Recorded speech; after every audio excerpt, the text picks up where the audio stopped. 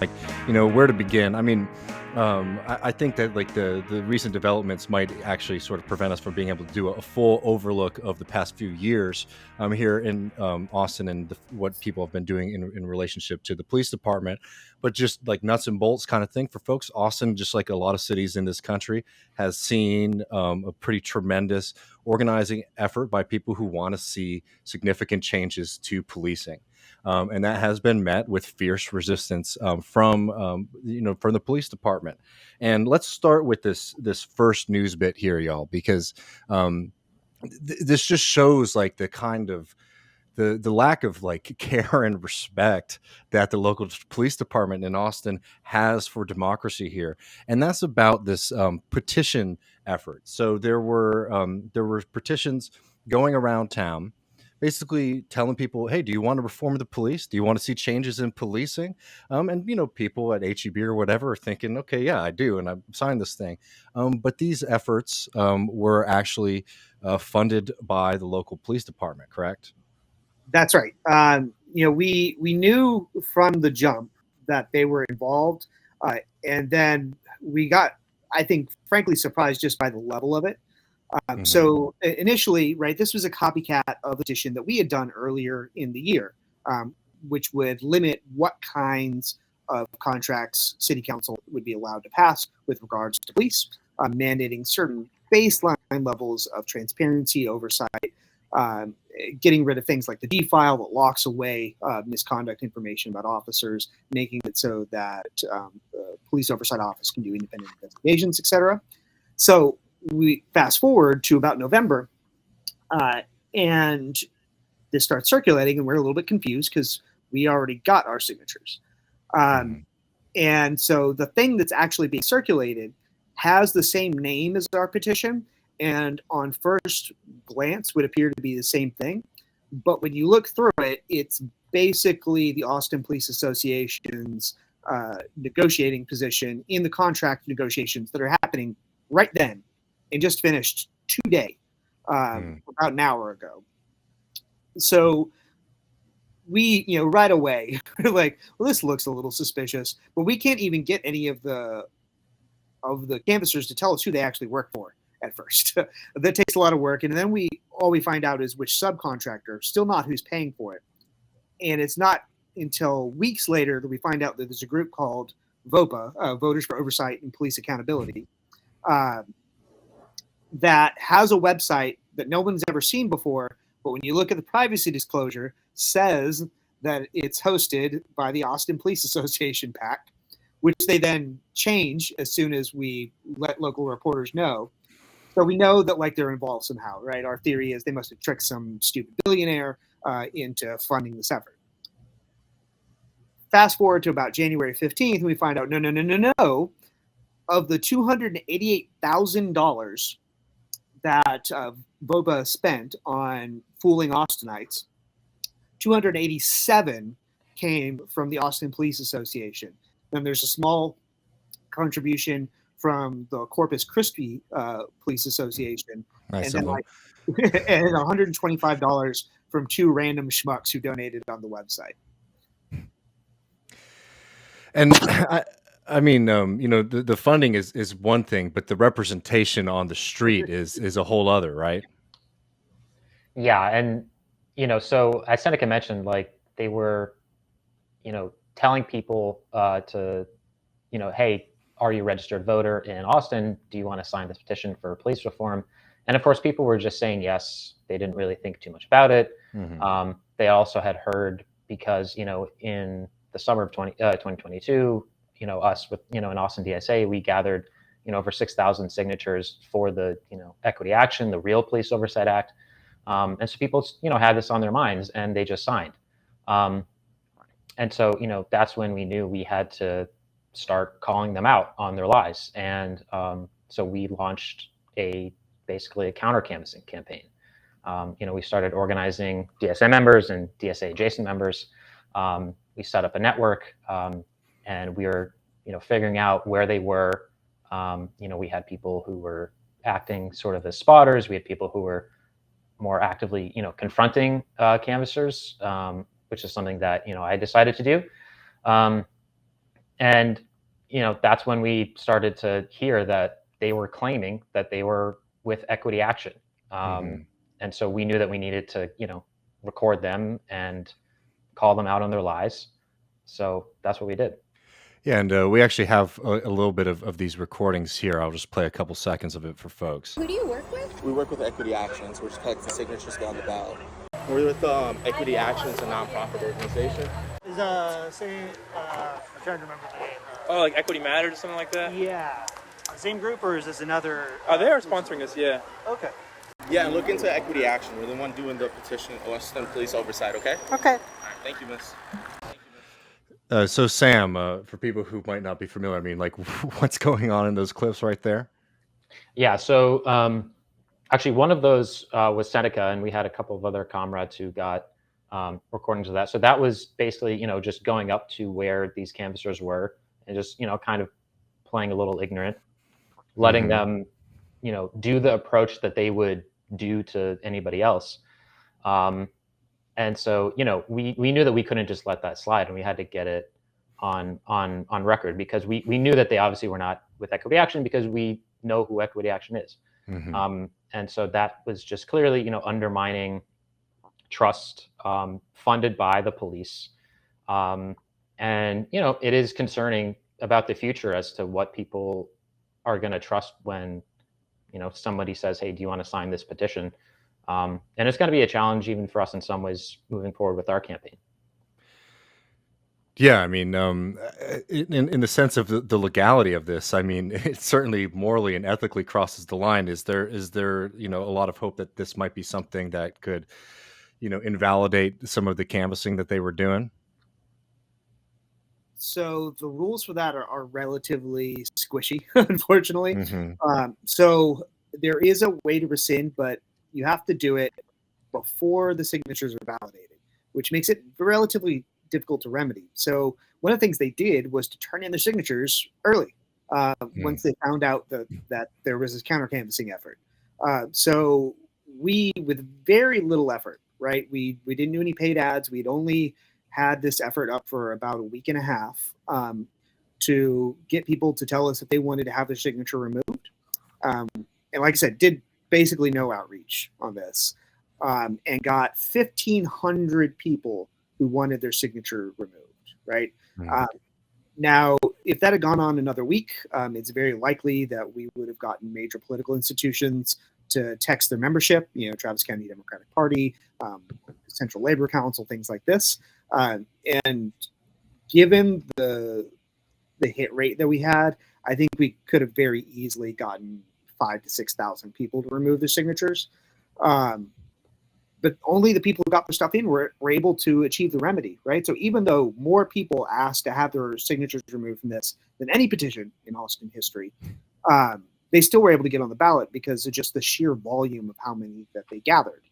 They turned in about 34,000 raw signatures, which is a testament to the terrible working conditions that the signature gatherers had, right? Almost certainly wage theft going on as well.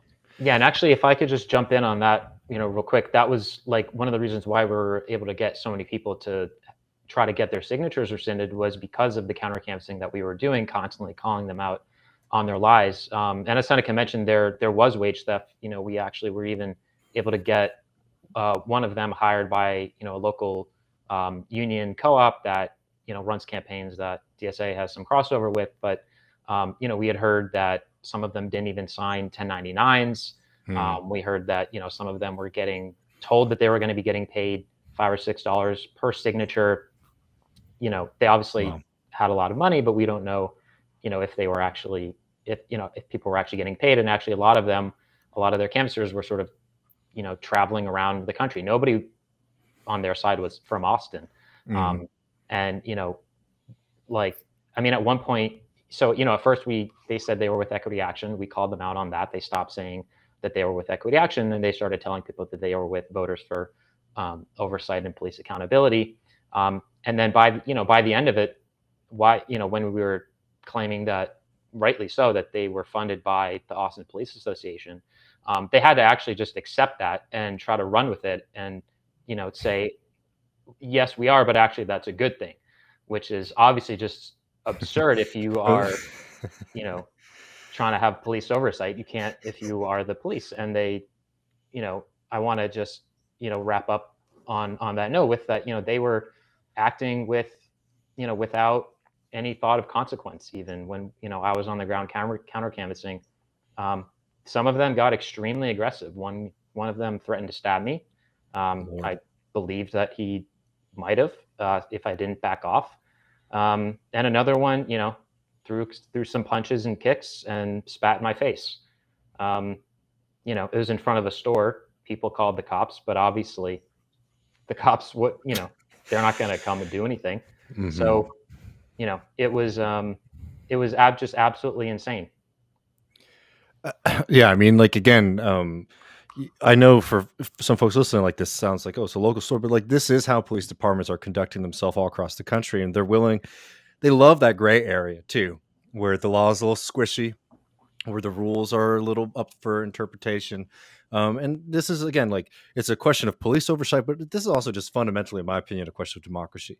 What do the people in the city of Austin want their police department to look like, right? Versus what the police department wants to, how the police department wants to represent the views of Austinites, you know, are two very, very different things. And by going out in front of stores and straight up just lying to people, telling them that we're going for reforms or all these other kinds of things, when you're just trying to give a grab bag out to the police department, is just, you know, just like, it's such a height of a lack of care for the democratic process, that you know, it should be shocking to anybody. Unfortunately, though, friends, like, it's not just this question and this signature drive that's a problem, right?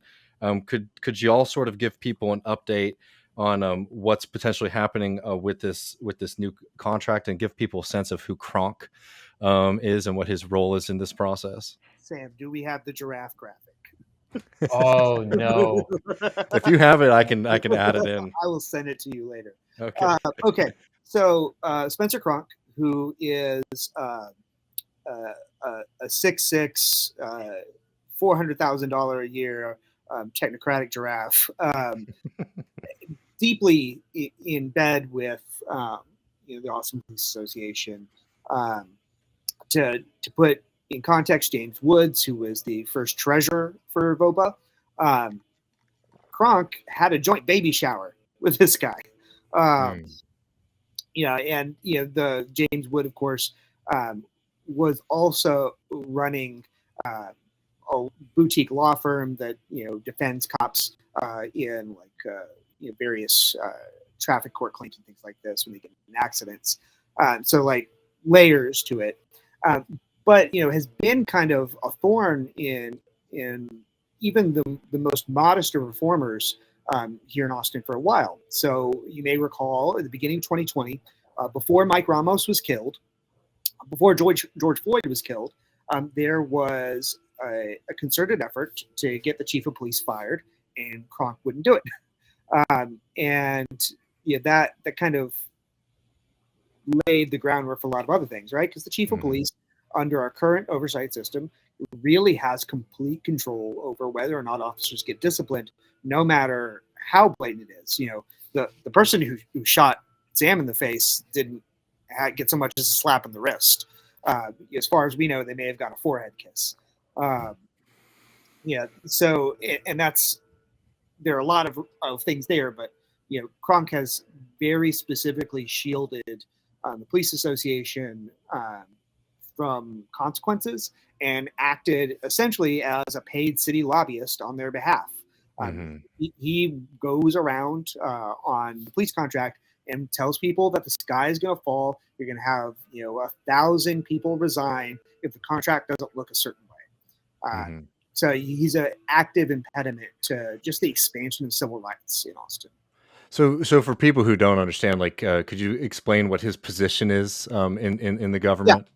So Austin is the largest city that still has a council or a weak mayor system.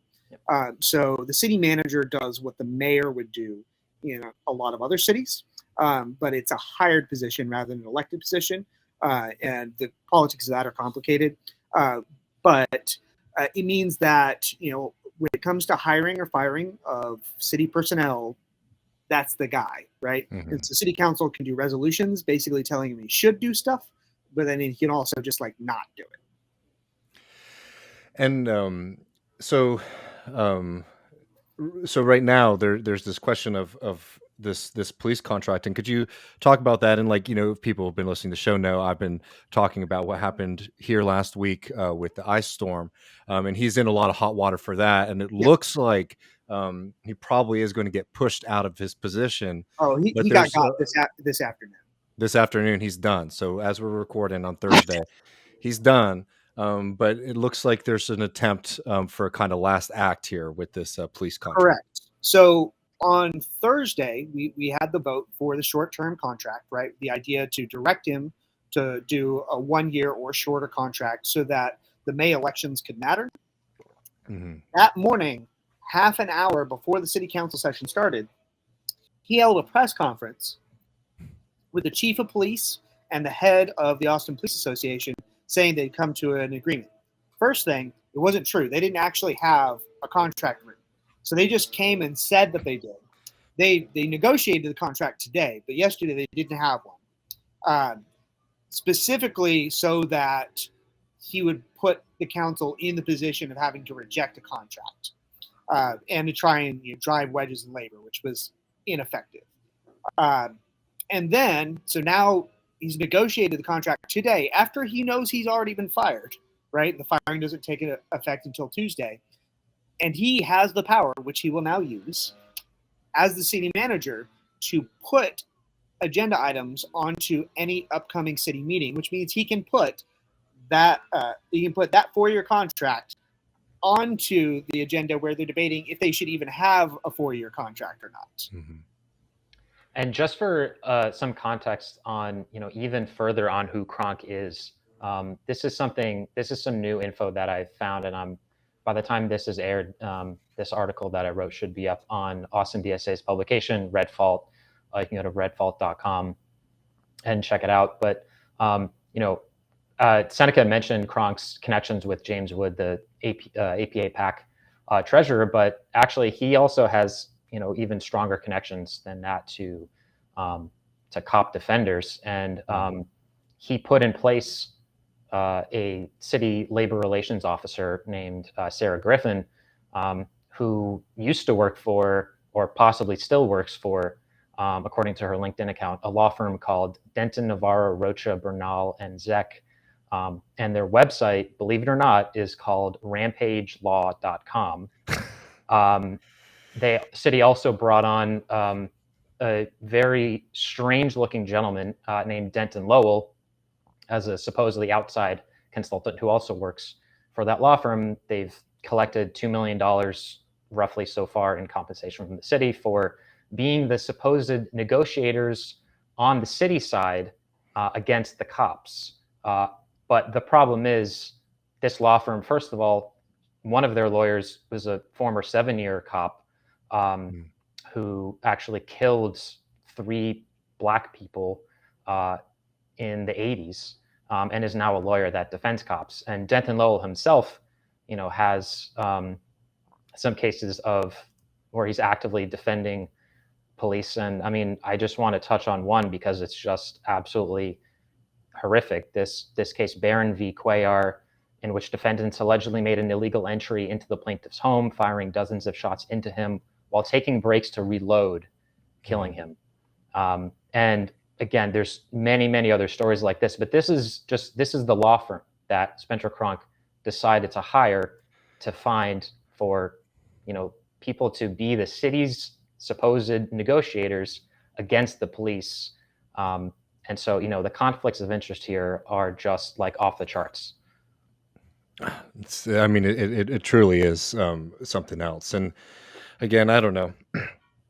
My last days, if I were getting kicked out of office, I would probably try to do something to maybe set myself up and not just to fucking give a bunch of money to the police. But here's the thing, right? So he has 2 choices. He can be known as the person who got fired for the power going out in Austin, or he could be the person who was willing to sacrifice his job because he loves cops so much, right?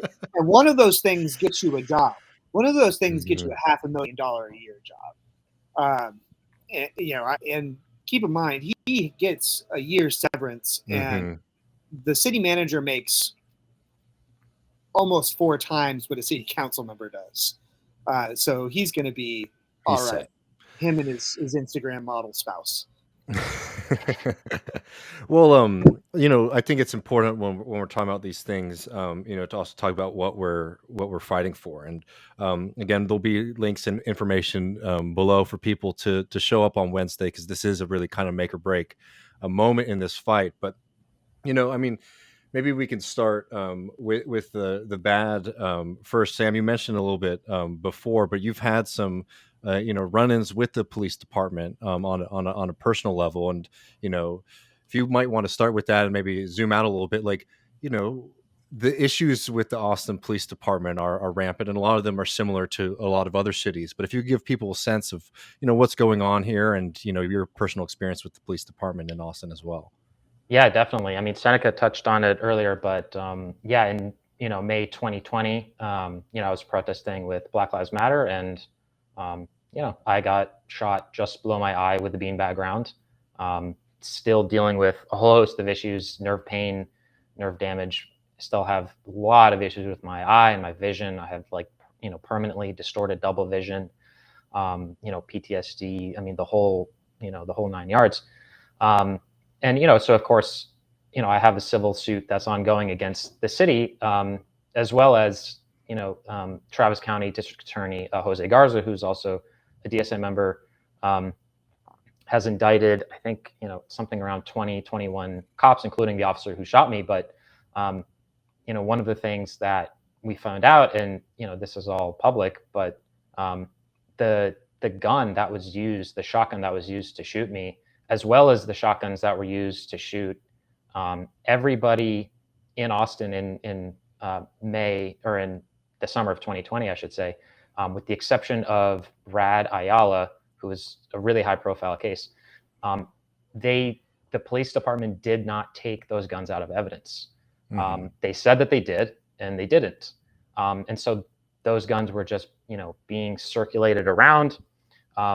And what's ended up happening is that we have this district attorney who wants to indict police officers, but there's also this huge challenge that the evidence gathering process is entirely within the hands of internal affairs of APD, which is the police supposedly investigating themselves, but it's clearly just them doing cover-ups and weaponizing incompetence when they know exactly what they're doing. And so that's why we obviously can't have that. And so we need real police oversight. And that is something that, the equity action version of the Police Oversight Act has some, really significant things. I don't think that any of us are going to fool ourselves into thinking that when we pass this, everything is going to be fine and dandy and it'll be, a utopia. But this is really going to open up, for a lot of, understanding about who the police really are and what they do. I mean, we're talking about things like unfettered access to body cam footage, random audits of body cam footage. The Office of Police Oversight will be able to gather evidence, launch investigations, interview witnesses. We'll have a much stronger civilian review board that will also be able to interview people, look at evidence. They won't, be under the pressure of the police, at least, directly. People can submit anonymous complaints. It's there, and then also critically, one of the big things is, and Seneca touched on this, is taking police oversight and accountability, mechanisms outside of the negotiating process so that they can't be used as, bargaining chips for wages. We just say, look, have your negotiations for wages, but you cannot negotiate civil rights. That is just not something that makes sense at all. And I think that is definitely, the framing that voters want. That is stuff that voters want. But we are now faced with a situation where the police association funded their version of the Police Oversight Act that looks similar until you actually get into the details and realize that it deletes everything that's important. And so now we have a situation where we need people to vote yes on A and no on B. And that's really critical. Yeah. So I mean, again, like we have this immediate thing this week, but the potential is in May that like you could have one of those moments where the ballot is extremely confusing, and you might go in there with a certain intention to vote against the police bill and for a more strong reform amendment, but you click the wrong one at the ballot box. Yeah, absolutely. So that's exactly why, like, part of our job, a big part of our job in this campaign is going to be educating people, making sure that they understand that, Prop A is equity actions. That is the real one, A for accountability, B for brutality, and one sort of thing that does help us a little bit is City Council was able to just barely slightly modify the ballot language so that Prop A will have equity actions name in it, and Prop B will have voters for oversight and police accountability in it. We obviously have to tell people that voters for oversight and police accountability are not what they say they are the APA. But if, as long as we're able to communicate that, and, we have, I think, a really strong campaign plan, then we'll be in good shape. But it is going to be a fight, and it is, we're fighting against people's, just kind of political ignorance. So it's going to be tricky. Well, Seneca and Sam, I really appreciate y'all coming on here and letting everybody know. Just one more time, Wednesday at what time? I believe Wednesday at City Hall, 1:30 p.m. We're going to pack the room. Hell yeah. Be there. Be there for sure.